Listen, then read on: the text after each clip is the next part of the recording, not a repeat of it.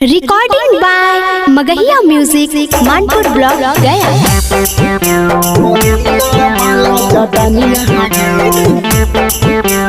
Music by P M Bihari.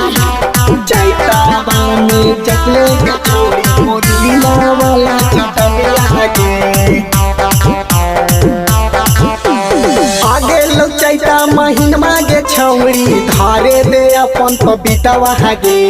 आगे लोग चैता महीनमा गे छौरी धारे दे अपन पपीतावा हागे। चैता हवा में जटले गे छौरी पुदीना वाला चटनिया हागे।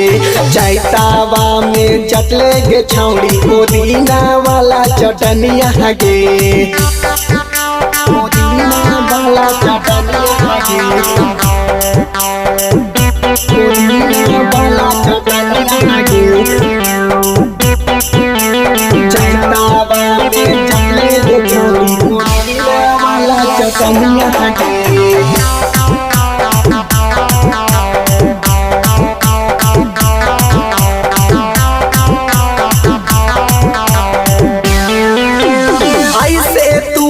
चला ही छौड़ी ढोरी के उघार गे।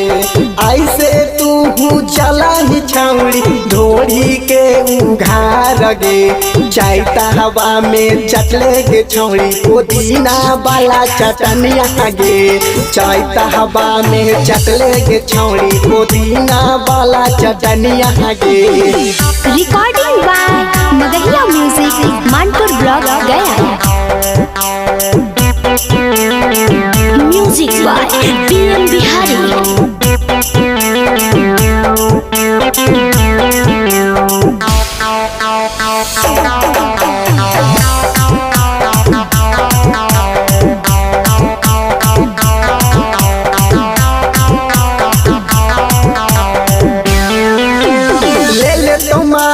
दिन दुपहरिया चंदन पी एम बिहारिया गे।